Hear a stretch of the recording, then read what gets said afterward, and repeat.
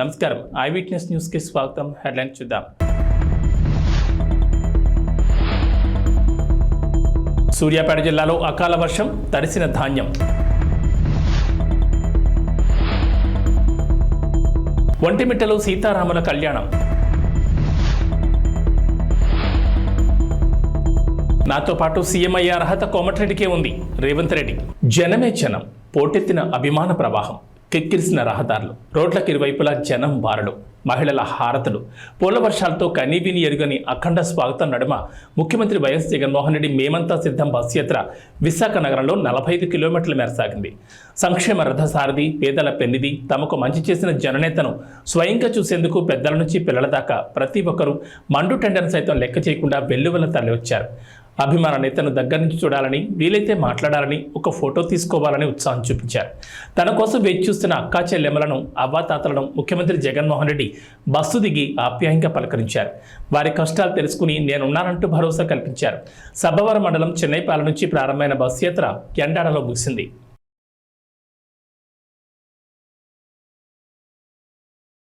రెండు 2024 సార్వత్రిక ఎన్నికలకు సమయం దగ్గర పడుతున్న నేపథ్యంలో ఏపీలో రాజకీయాలు రోజు రోజుకి వేడెక్కుతున్నాయి. ఎన్నికల సమరం కీలక దశకు చేరిన క్రమంలో పొలిటికల్ హీట్ పీక్స్ చేరింది. సంక్షేమ పథకాలే తనను గెలిపిస్తాయని ధీమాతో ఉన్న జగన్ ఒకవైపు, జగన్ను గద్దెంచడమే లక్ష్యంగా బీజేపీతో పొత్తు పెట్టుకున్న చంద్రబాబు, పవన్ కళ్యాణ్ మరోవైపు వెరసి రాష్ట్రంలో హోరాహోరీ పోరు నెలకొంది. ఇదిలా ఉండగా మెగాస్టార్ చిరంజీవి కూటమి అభ్యర్థులకు మద్దతు ఇవ్వడం, కూటమికి ఓటేయాలని ప్రజలకు పిలుపునివ్వడం ప్రస్తుతం హాట్ టాపిక్గా మారింది. కూటమికి చిరంజీవి మద్దతు ఇవ్వడంపై వైసీపీ ప్రధాన కార్యదర్శి సజ్జల రామకృష్ణారెడ్డి స్పందించారు.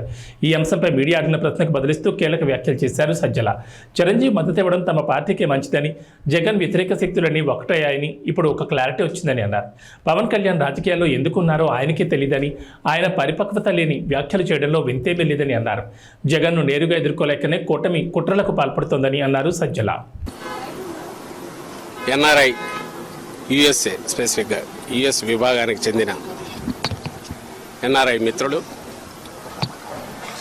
13 వెహికల్స్కు, ప్రచార రథాలకు స్పాన్సర్ చేస్తూ మొత్తం తయారు చేయించారు.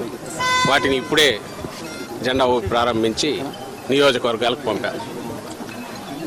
ఇది పూర్తిగా ఎవరూ అడిగింది కాదు. స్వచ్ఛందంగా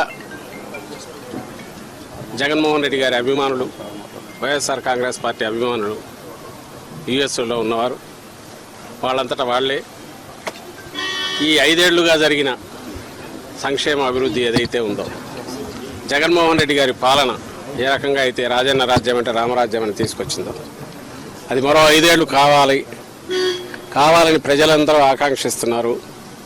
ఎక్కడికెక్కడ స్వచ్ఛందంగా ముందుకు వస్తున్నారు.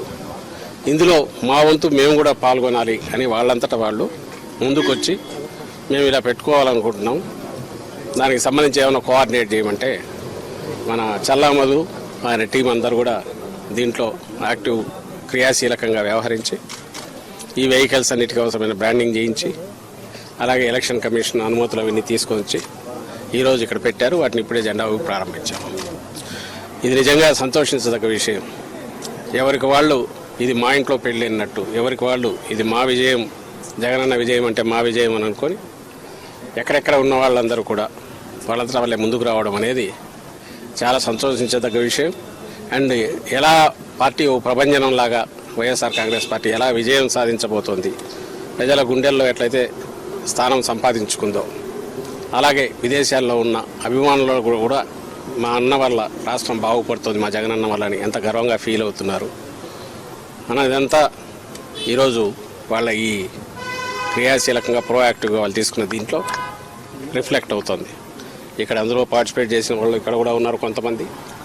ఇందులో ఈ యజ్ఞంలో పార్టిసిపేట్ చేసి స్పాన్సర్ చేస్తున్న వాళ్ళలో కొంతమంది యూఎస్ఏలో ఉన్నట్టున్నారు. వాళ్ళు తమ పేర్లు చెప్పమనట్లేదు, లేదా మాకు ప్రచారం కావాలని వాళ్ళు అడగట్లేదు. మేము జగనన్న చేస్తున్న ఈ యజ్ఞంలో మేము కూడా పార్టిసిపేట్ చేయాలనుకుంటున్నాం.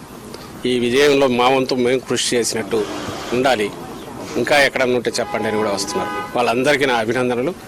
అలాగే గత వారం రోజులుగా రెయిన్బోలు పనిచేసి వీటన్నిటిని రెడీ చేసుకున్న ఇక్కడ పార్టీ కార్యకర్తలకు, అలాగే ఇక్కడ ఉన్న సభ్యులందరికీ కూడా నేను అభినందనలు తెలియజేస్తున్నా.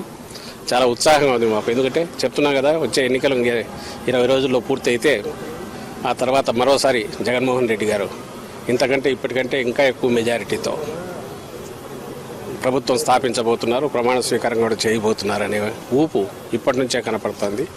ఈరోజు అభ్యర్థులు అడగలేదు, పార్టీ అడగకుండా వీళ్ళ ముందుకు వచ్చి చేయడంలో అది ఎక్స్ప్రెస్ అవుతుందని చెప్తూ మరోసారి అందరికీ అభినందనలు తెలియజేస్తున్నాను. ముఖ్యంగా వీటిని స్పాన్సర్ చేసిన యుఎస్ఏలో ఉన్న ఎన్ఆర్ఐ మిత్రులందరికీ కూడా అభినందనలు అండ్ కృతజ్ఞతలు కూడా తెలియజేస్తున్నాను. Thank you. సీఎం గారు దాడి ఘటన మీద ఈరోజు దుర్గారావు టీడీపీ సానుభూతిని అరెస్ట్ చేశారు. మీరు మొదటి నుంచి ప్లాన్ అటాక్ అని మీరు మొదటి నుంచి చెప్తున్నారు, ఈరోజు వాళ్ళని అరెస్ట్ చేశారు. ప్రీ ప్లాన్డ్ అటాకే. ఇప్పుడు ప్రీ ప్లాన్డ్ అటాక్ అనేదానికి రీజన్ కూడా చెప్పాము. ఎందుకు చెప్పామంటే జరిగిన పద్ధతి కానీ ఆ ఫోర్స్ ఎంత ఫోర్స్ఫుల్గా వచ్చింది అనేది కానీ అది ఇద్దరికి తగిలి కూడా అంతే ఫోర్స్ఫుల్గా తగలడం అంటే ఇట్ ఈజ్ నాట్ ఎవరో ఆకతాయి చేసిందో ఊరక గాల్లోకి విసిరిందో ఇచ్చేసిందో కాదనేది అక్కడ క్లియర్గా అర్థమవుతుంది. గురి పెట్టి కొట్టారు, అదృష్టవశాత్తు తప్పింది, మా అదృష్టవశాత్తు అది తప్పింది. అక్కడికి ఈయనకు తగిలి రెండవది వెల్లంపల్లి శ్రీనివాస్ కూడా తగిలింది. ఆయన కన్నుకు తగిలింది నేరుగా. ఆయనకే అంత ఫోర్స్ఫుల్గా తగిలింది అంటే జగన్మోహన్ రెడ్డి గారికి ఇంకా ఎంత గట్టిగా తగిలి ఉంటుంది. అది కొంచెం కింద అయితే ఏమయ్యేది, ఇది మేము ఎక్స్ప్రెస్ చేసింది. మేము ఎక్స్ప్రెస్ చేయడానికి ఒక సాలిడ్ రీజన్ ఉంది. అయితే దీని మీద వాళ్ళు టీడీపీ కానీ అలాగే పవన్ కళ్యాణ్ గారికి బ్యాచ్ కానీ వీళ్ళు అంటున్న మాటలు ఇదంతా డ్రామా అని అంటున్నారు. మళ్ళీ చెప్పాము, మళ్ళీ చెప్తున్నాను, ఇదే డ్రామా వాళ్ళని ఆడమని చెప్పండి. నిజంగా దూరం నుంచి రాయి పెట్టి కొట్టించుకోమండి ఎట్లుంటుందో. ఎవరైనా సరే అక్కడ నుంచి రాయి పెట్టి కొట్టించుకోవడము ఇంకోటి చేయడం అనేది సాధ్యమా? సెకండ్ థింగ్, ఆ కాన్స్టిట్యున్సీకి సంబంధించిన బోండావమో ఎవరో టార్గెట్గా మూవ్ అవుతున్నారు, ఆయన ఇరికించాలని చూస్తున్నారు అంటారు. ఇరికించాలని చూడడం ఇది. రేపు ఎవడైనా సరే హత్య చేసిన వాడైనా నన్ను దీంట్లో ఇరికించాలనుకుంటున్నారంటే ఎట్లా కుదురుతుంది? When there is a reason, valid reason to doubt, దాని మీద ఇన్వెస్టిగేషన్లో తేలినప్పుడు దీని వెనక ఏదైనా కుట్ర ఉంది, కొట్టినవాడు ఎవరు, దాని వెనక కుట్ర ఉంది. కుట్ర ఉంది నేను ఎందుకు అనుకుంటున్నామంటే అది సాహసం. ముఖ్యమంత్రి గారి మీద గురిపెట్టి ఒక వెపన్తోనో ఇంకో రకంగానో లేదా గట్టిగా తగిలే రకంగా సాహసం ఎవరు చేయగలరు? వెనక ఎవరెవరన్నా ఉండాలి, లేదా వెనక వాళ్ళు రెచ్చగొట్టిన దానివల్ల రెచ్చిపోయినా ఉండాలి. ఇందులో ఎంతవరకు ఆ వెనక ఉన్న వాళ్ళ పాత్ర ఉందనేది కూడా ఇన్వెస్టిగేషన్ అయితే దాని ప్రకారం మూవ్ అవుతారు. ఇందులో ఒక నిరికించేది ఏమి ఉండదు. వాళ్ళు చేసి ఉంటే దొరుకుతారు, దొరికితే చట్టం పని తను చేసుకుపోతుంది, లేదు అనుకుంటే అక్కడికి ఆగుతుంది. కానీ ఒకటి ఖాయంగా కనపడేది ఏంటంటే ఇది ఒక పథకం ప్రకారం జరిగింది అనేది మేము ఏదన్నామో అది రుజువు అవుతుంది. అలా అనడానికి కూడా వ్యాలిడ్ రీజన్ మననే చెప్పాం. అలాగే మళ్ళీ చెప్తున్నాం, ఒకవేళ ఇది ఎవరైనా డ్రామాలు అనుకుంటే ఆ రోజు కత్తితో 19లో జరిగిందైనా ఈరోజు రాయితో తగిలిందైనా ఆ డ్రామా ఏదో వాళ్ళని ఎనాక్ట్ చేసి చూపమంటున్నాం. ఒకవేళ వాళ్లకు కావాలంటే దూరం నుంచి ఒకటి వేయించుకొని రాయి ఎక్కడ తగులుతుందో ఆ సాహసం చేయమనండి. తలకాయ ఉండేవాడు ఎవడైనా డ్రామాలు వేసేవాడు అర్థం చేయించుకుంటాడా? ఏమన్నా దానికి వాళ్ళే ఆన్సర్ ఇవ్వాలి. ఈరోజు కూడా అదే మాట్లాడుతున్నారు. వాళ్ళంతటా వాళ్ళే స్టోరీలు రాస్తున్నారు. వాళ్ళంతటా వాళ్ళే మేము ముందే చెప్పినట్టుగా ఇరికించాలని చూస్తున్నారని. అది అతని రోల్ ఉంటుంది కాబట్టి దాంట్లో బయటకు వస్తుంది. రోల్ ఎందుకు ఉంటుందంటే వాళ్ళు పవర్ఫుల్, వాళ్ళ పాపకం లేని కింద ఇంకోడెవడో ఆ పని చేయలేడు కాబట్టి. సో మా స్టాండ్ అదే ఉంది, అదే రుజువు అవుతుంది ఈరోజు. అది బోండా ఉమా, లేదంటే ఆయనకంటే పై వాళ్ళు ఉన్నారా, లేదంటే ఆయన కింద వాళ్ళు ఆయన ఆశీస్సులతో చేయించారా, ఎవరుంది అనేది ఇన్వెస్టిగేషన్లో తేలాలి. మేము చెప్పగలిగింది ఆ incident pre planned, pre meditated attack అనడానికి కావాల్సిన ఆధారాలు ఉన్నాయి. అది ప్రీ ప్లాన్డా ప్రీ మెడిటేటెడ్ అనే ఆధారాలు ఉన్నప్పుడు దానికి తగిన మోటివ్ ఎవరుకుంటుంది అనుకున్నప్పుడు పలానా వాళ్ళు ఉండొచ్చు అని భావించినాము. వాళ్ళు కాక ఇంకోరు ఎవరైనా ఉండొచ్చా, అంతకంటే చంద్రబాబు నాయుడు కంటే ఇంకా పైన ఎవరైనా ఉన్నారా, లేదంటే చంద్రబాబు నాయుడు కంటే కింద వాళ్ళు అనుకున్నారా, ఇవన్నీ ఇన్వెస్టిగేషన్లో తేలాల్సినవి. ఏం జరిగింది దాడి, అది హత్యాయత్నం. దానికి సంబంధించి ఎవరు బాధ్యులో వాళ్ళు పట్టుకునే ప్రయత్నం చేస్తే బాగుంటుందని కంప్లైంట్ ఇచ్చారు, వాళ్ళు ప్రయత్నం చేస్తున్నారు. ఇప్పుడు అక్కడ ఎవరెవరో బయటకు వచ్చి ప్రతి ఒక్కరిని మీరు ఇరికించాలని చూస్తున్నారంటే అది సాధ్యమే. ఎవరైనా తప్పు చేసినాడు నన్ను ఇరికించాలని చూస్తున్నారంటే ఎంత దాంట్లో రేషనల్ ఉంటుందో, హేతు పద్ధతి ఉంటుందో, దీనికి అంతే ఉంటుంది. ఏమున్నాయి, మోడల్ కోడ్ అప్లై అవుతుంది అన్నారు. సో ఆ మోడల్ కోడ్ ప్రకారం ఏది అప్లై అయితే అది అవుతుంది, అంతే కదా. మంత్రులకు ఏది అప్లై అయితే క్యాబినెట్ ర్యాంక్ ఉన్న వాళ్ళకు అదే. సూర్యాపేట జిల్లా పాలకవీడి మండలం శూన్యపహాడ్ ఐకేపీ కేంద్రంలో దొడ్డు ధాన్యాన్ని కొనుగోలు చేయాలని రైతులు ధర్నా చేపట్టారు. 5 రోజుల నుంచి కొనుగోలు కేంద్రాల వద్దకు లారీలు రాకపోవడంతో వర్షం దెబ్బకు ధాన్యం తడిసిపోతున్నాయని కర్షకులు ఆవేదన వ్యక్తం చేస్తున్నారు. బస్తాకి అడుగు భాగాన ఉన్న ధాన్యం మొలకలొస్తున్నాయని ఆందోళన చెందుతున్నారు. అధికారులు స్పందించి త్వరితగతిన మిల్లులకు తరలించాలని కోరుతున్నారు. నల్గొండ జిల్లాలో పలు ఐకేపీ కొనుగోలు కేంద్రాల వద్ద ధాన్యాన్ని మిల్లులకు తరలించాలంటే లారీ డ్రైవర్లు బస్తాకు ₹2 చొప్పున డబ్బులు డిమాండ్ చేస్తున్నారని రైతన్నలు ఆరోపిస్తున్నారు. కొన్ని చోట్ల ఈదురుగాలుల ప్రభావానికి ధాన్యం రాసులపై కప్పిన పట్టాలు సైతం కొట్టుకుపోవడంతో ధాన్యం తడిసి మొలకలొస్తున్నాయి. పండించిన పంటను మార్కెట్లో విక్రయించాలంటే అన్నదాతకు సవాల్గా మారింది.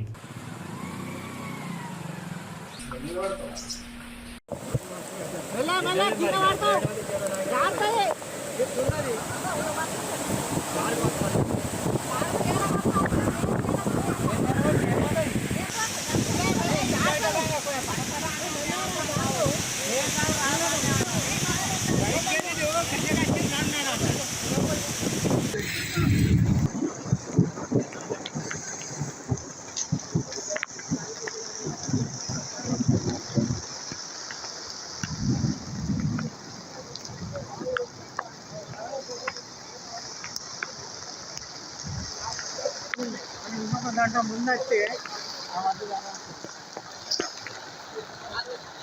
42 ఇది 60 రూపాయలు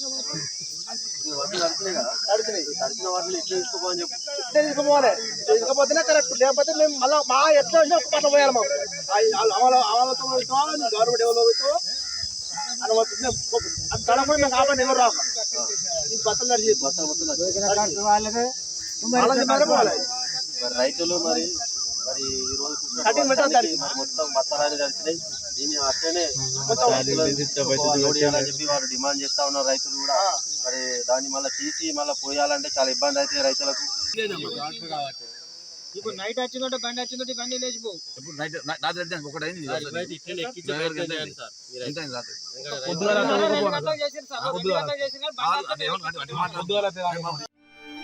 స్థానిక ఎమ్మెల్యే దుర్గం చిన్న చూడిగో నువ్వు వచ్చి 3 రోజులు 4 రోజులు అది ఓపెన్ చేసిపోయినావు. కనీసం ఇక్కడ రైతులకు వీళ్ళకు తార్పత్రి లేవు. మరి అదేవిధంగా మరి స్థానిక ఉన్నటువంటి సర్పంచులు కానీ ఎంపీలు కానీ ఎవరు వచ్చి ఇక్కడ రైతులను మరి భరోసించలేదు ఇప్పటి వరకు కూడా. మరి 2 రోజుల వర్షాలు కురుస్తూ ఉన్నాయి. మరి వడ్లు మొత్తం ముద్దయినాయి. దీనికి రైతులకు మీరు నష్టపరిహారం ఎకరానికి ₹20 ఇవ్వాలని చెప్పి నేను భారతీయ జనతా పార్టీ డిమాండ్ చేస్తూ ఉన్నా. మరి అదేవిధంగా ఇంకా 3 రోజుల దాకా ఫుల్ వర్షాలు ఉన్నాయి. కనీసం ఇక్కడ ఉన్నటువంటి స్థానికులు కానీ రైతులను ఇంత ఘోరంగా మీరు చేయడం సరికాదు. మీరు వెంటనే స్పందించి ఇప్పటికైనా కూడా రైతులను మీరు ఆదుకోవాలని చెప్పి మేము డిమాండ్ చేస్తూ ఉన్నాం. మరి ఎందుకంటే ఇంకా 2-3 రోజుల దాకా అకాల వర్షాలు బాగా ఉన్నాయి. మరి రైతులు ఈ ముద్దైనటువంటి మీరు వెంటనే స్పందించి ఈ 2-3 రోజుల ఖాళీ చేయాలని చెప్పి మేము డిమాండ్ చేస్తూ ఉన్నాం. పొన్నమి వెలుగుల్లో కోదండరాముడి కళ్యాణం నిర్వహించనున్నారు. సాయంత్రం 6:30 నుంచి రాత్రి 8:30 వరకు పౌర్ణమి రోజున పండు వెన్నెల్లో రాములోరి కళ్యాణోత్సవం జరగనుంది. ఒంటిమిట్ట కోదండరామస్వామి ఆలయంలో నవమి బ్రహ్మోత్సవాలు అంగరంగ వైభవంగా సాగుతుండగా అందులో భాగంగా చైత్ర పౌర్ణమి రోజు రాత్రి స్వామివారికి కళ్యాణం జరిపించడం ఒంటిమిట్టలో ఆనవాయితీగా వస్తోంది. ఈ నేపథ్యంలో జరిగే కళ్యాణం కోసం ఒంటిమిట్ట సర్వాంగ సుందరంగా ముస్తాబైంది. ఇక ఒంటిమిట్ట ఆలయం కడప నుంచి తిరుపతి వైపు వెళ్లే రహదారికి పక్కనే ఉండడంతో కళ్యాణోత్సవం దృష్ట్యా ఆ ప్రాంతంలో ట్రాఫిక్ దారి మళ్లించారు. ఒంటిమిట్ట కోదండరాముడి కళ్యాణోత్సవం సందర్భంగా కడప తిరుపతి మధ్య భారీ వాహనాలు దారి మళ్లించారు. శ్రీలంకలోని ఉవాఫ్ రావెన్స్లో మోటార్ రేస్ జరుగుతున్నప్పుడు కారు అదుపు తప్పి కింద పడడంతో కనీసం 7 మరణించారు. మరో 23 మంది తీవ్రంగా గాయపడ్డారు. ఆదివారం దీతాలావా పట్టణంలోని ఫాక్స్ హిల్ సూపర్ క్రాస్ ఈవెంట్లో ఈ ఘటన చోటు చేసుకుంది. మృతుల్లో 8 ఏళ్ల బాలుడు, 4 ట్రాక్ అసిస్టెంట్లు ఉన్నారని పోలీస్ అధికార ప్రతినిధి నిహాల్ తల్దువా తెలిపారు. ది డైలీ మిర్రర్ షేర్ చేసిన సోషల్ మీడియాలో ఒక వీడియో అస్తవ్యస్తమైన దృశ్యాన్ని సంగ్రహించింది. ఎర్రటి కారు గుంపుతో ఢీకొనడానికి ముందు ప్రమాదాన్ని తగ్గించడానికి ట్రాక్ మార్షల్ సిగ్నలింగ్ చేయడం చూపిస్తోంది. ఫలితంగా భయంకరమైన అరుపులు వినిపించాయి.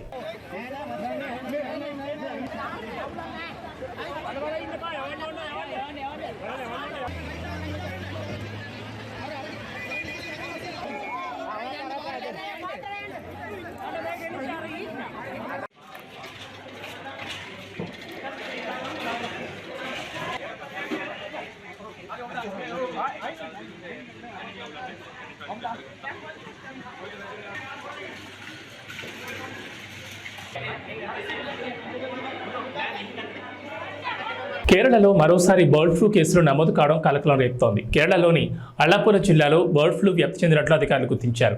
2 గ్రామాల్లో బర్డ్ ఫ్లూ లక్షణాలతో ఉన్న బాతుల నమూనాలను పరీక్షల నిమిత్తం భోపాల్లోని ల్యాబ్కు పంపగా వ్యాధి నిర్ధారణైంది. శాంపిల్స్లో ఏవియన్ ఇన్ఫ్లుయెంజా ఉందని నిర్ధారించారు. దీంతో అప్రమత్తమైన జిల్లాధికారులు ఆయా గ్రామాల్లోని 2 లక్షల కోళ్లు బాతులను చంపి పూడ్చిపెట్టారు. కేరళలో బర్డ్ ఫ్లూ వ్యాప్తి చెందడంతో అలర్ట్ అయింది తమిళనాడు ప్రభుత్వం. కేరళ సరిహద్దుల్లోని చెక్పోస్టుల వద్ద నిఘా పెంచింది. తమిళనాడు కేరళ సరిహద్దుల్లో విస్తృత తనిఖీలు చేపట్టారు అధికారులు. ఉండవల్లిలో నివాసంలో పార్లమెంటు శాసనసభకు పోటీ చేసే అభ్యర్థులకు చంద్రబాబులు బీఫారాలు అందజేశారు. అనంతరం అభ్యర్థులతో ప్రతిజ్ఞ చేయించారు. బీఫామ్లు తీసుకున్న ప్రతి ఒక్కరూ గెలిచి చట్టసభలో అడుగుపెట్టాలని స్పష్టం చేశారు. ప్రజలు కార్యకర్తల అభిష్టం మేరకే అభ్యర్థులు ఎంపిక జరిగిందన్నారు. రాక్షసులతో యుద్ధం చేస్తున్నదన్న ప్రతి ఒక్కరూ సంకల్పంతో ముందుకెళ్లారని తెలుగుదేశం అధినేత చంద్రబాబు అభ్యర్థులకు దిశానిర్దేశం చేశారు. రాష్ట్రానికి జగన్మోహన్ రెడ్డి ఏం చేశాడో చెప్పుకోలేక డ్రామాలు తెరతీస్తున్నారని విమర్శించారు. పెన్షన్ల విషయంలో జగన్ చేసిన కుట్రలు, ఆడిన గులకరాయి డ్రామాను ప్రజలు చీకొట్టారని దుయ్యబట్టారు. ప్రజాగాళానికి వస్తున్న స్పందనే జగన్ పతనాన్ని చాటి చెప్తోందని ధీమా వ్యక్తం చేశారు.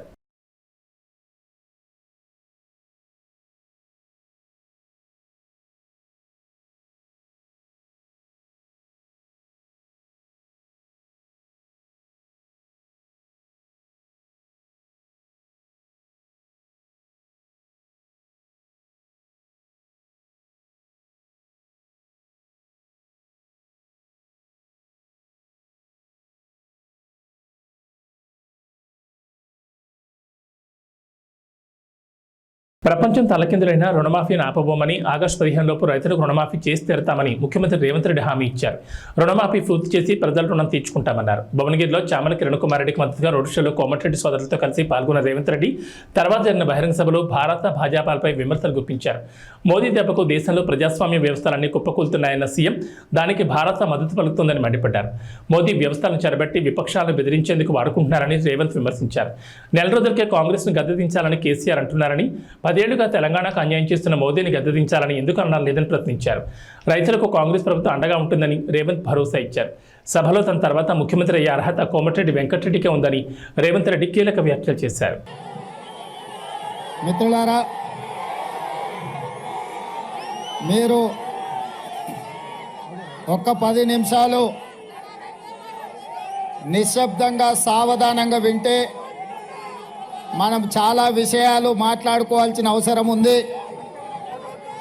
మన భువనగిరి, మన నల్గొండ జిల్లా భవిష్యత్తు ప్రణాళికలను మనం మాట్లాడుకునే నిర్ణయం తీసుకోవాల్సిన అవసరం ఉన్నది. మిత్రులారా, 15 నిమిషాలు సావధానంగా వినాల్సిందిగా మిత్రులను కోరుకుంటూ,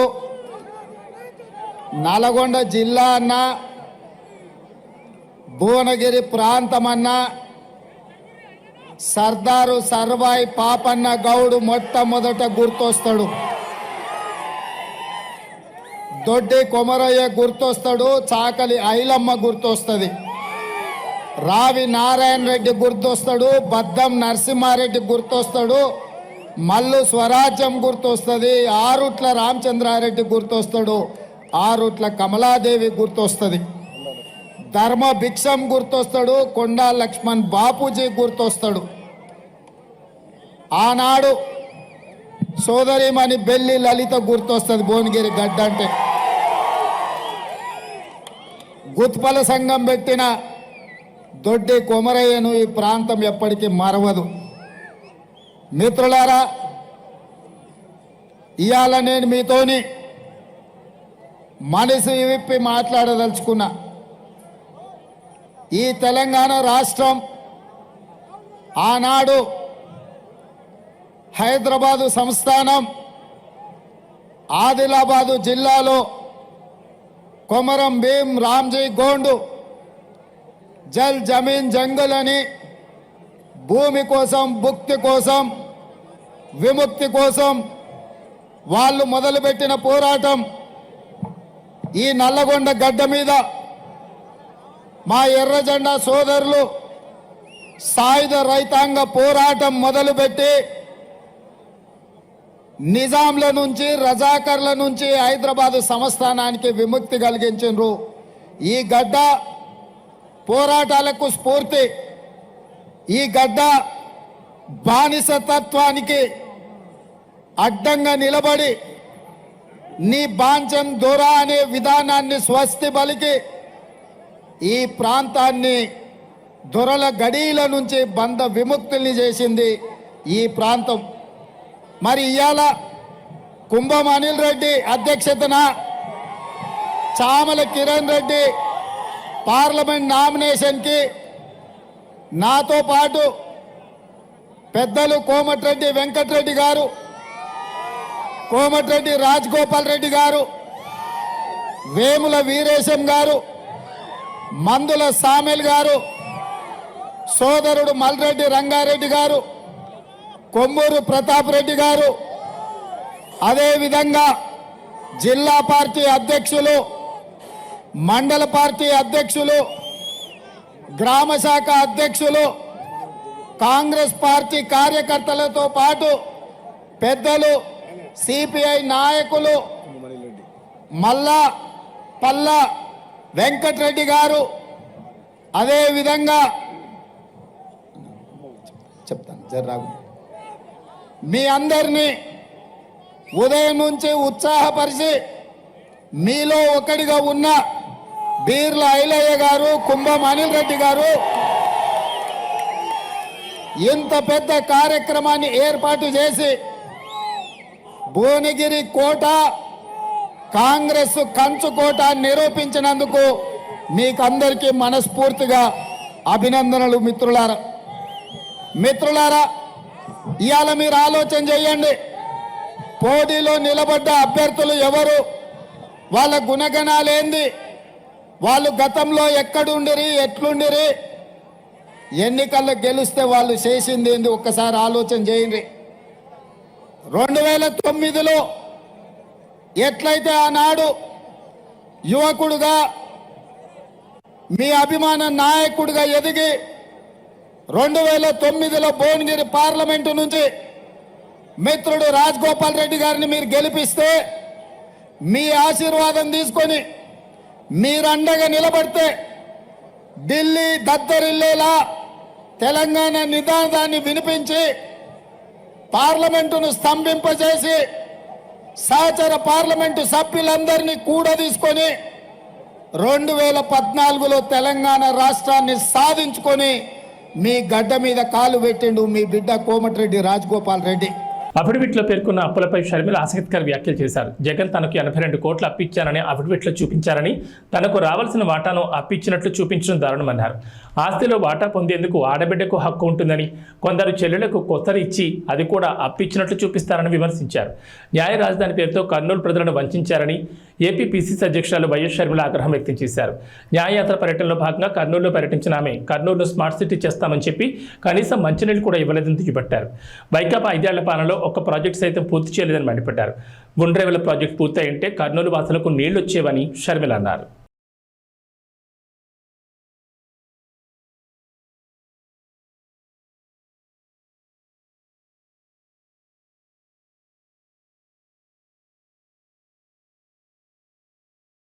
ఆక్వా పరిశ్రమను జగన్ సమూలంగా ముంచారని, కూటమి అధికారంలోకి రాగానే లాభసాటిగా సాగేలా చూస్తామని జనసేన అధినేత పవన్ కళ్యాణ్ హామీ ఇచ్చారు.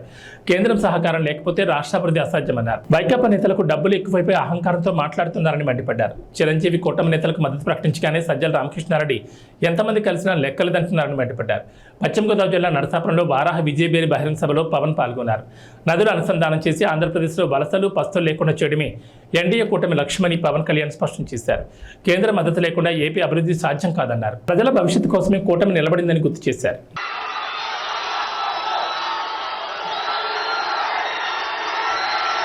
నరసాపురం చాలా మంచి జ్ఞాపకాలు ఉన్నాయి. మన వారాహి సభలో కూడా చెప్పాను, తప్పిపోతే నరసాపురంలో చిన్నప్పుడు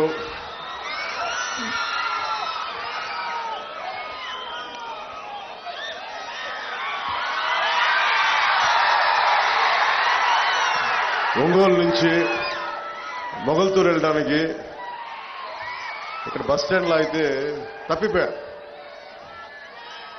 తిరిగి ఎవరో ఇక్కడ పాపం చిన్న కొట్టు దగ్గర కూర్చోబెట్టి నన్ను మా నాన్న వచ్చే వరకు వెయిట్ చేసి తిరిగి మొగల్తూరు పంపించారు. ఎప్పుడు కూడా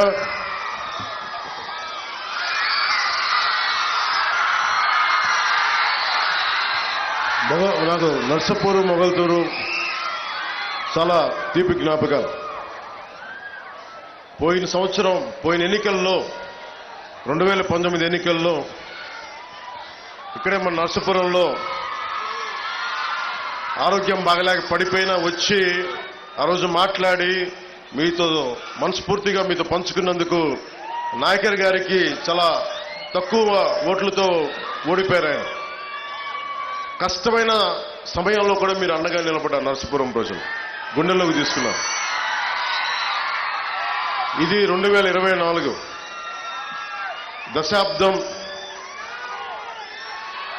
దశాబ్దం కష్టాల మధ్య పెరిగింది పార్టీ, జనసేన పార్టీ.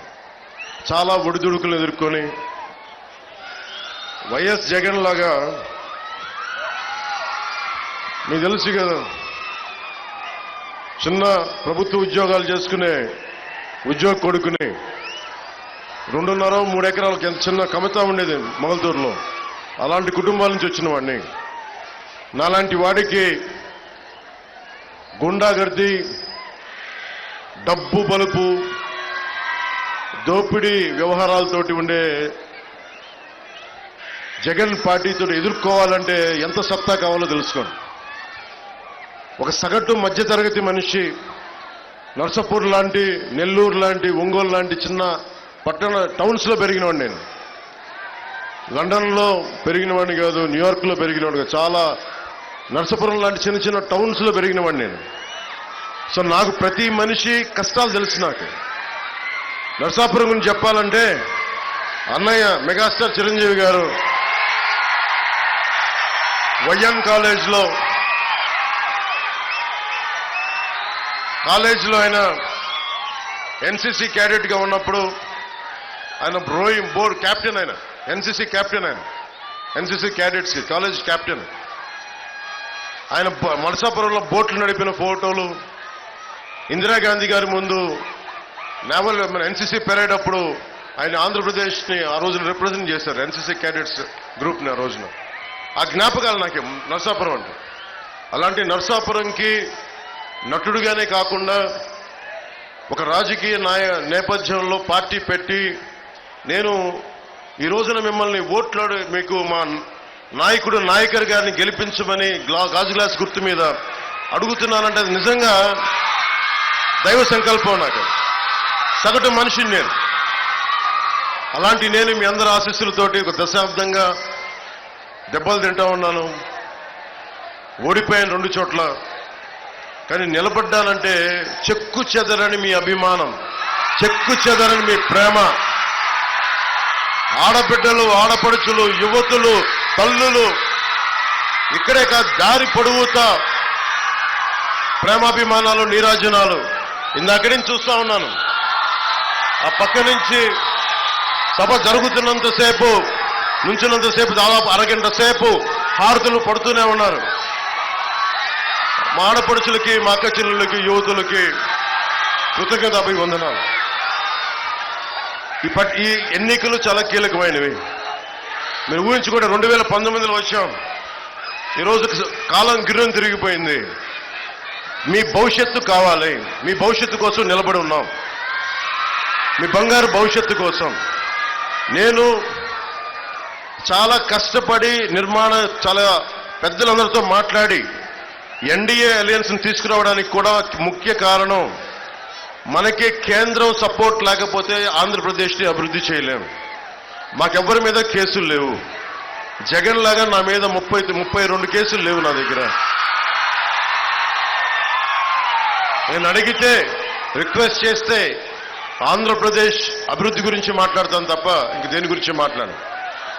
అలయన్స్ కూడా అమిత్ షా గారిని, ప్రధానమంత్రి గారిని, మిగతా నడ్డా గారిని, అందరి నాయకులు ఒకటి అడిగాను. 5 కోట్ల మంది ఆంధ్రప్రదేశ్ ప్రజల భవిష్యత్తు మీరు నిలబడాలి. మీరు మమ్మల్ని నమ్ముకొనున్నారు ప్రజలు. మీ ఆశీస్సులు కావాలంటే చాలా పెద్ద మనసుతోటి వచ్చి ఈరోజు నిలబడ్డాను. కాంగ్రెస్ పై చేస్తే చూస్తూ ఊరుకోవడానికి తాను జైపాల్రెడ్డి జానారెడ్డిని కాదని తమ ప్రభుత్వం జోలికి వస్తే మాడి మసైపోతారని ముఖ్యమంత్రి రేవంత్ రెడ్డి హెచ్చరించారు. డిసెంబర్లో కేసీఆర్ను గద్దెదించామని ఇక మోదీని దించే సమయం వచ్చిందన్నారు. మెదక్లో కాంగ్రెస్ అభ్యర్థి నామినేషన్ ర్యాలీలో పాల్గొన్న సీఎం నియోజకవర్గంలో నాడు ఇందిరాగాంధీ గెలుపు చేసిన అభివృద్ధిని వివరించారు. రుణమాఫీ చేయడమే కాకుండా రైతులకు బోనస్ ఇచ్చి తీరుతామని పునరుద్ఘాటించారు. మెదక్ పట్టణంలో కాంగ్రెస్ పార్టీ అభ్యర్థి నీలం మధు ముదిరాజు నామినేషన్ ప్రక్రియ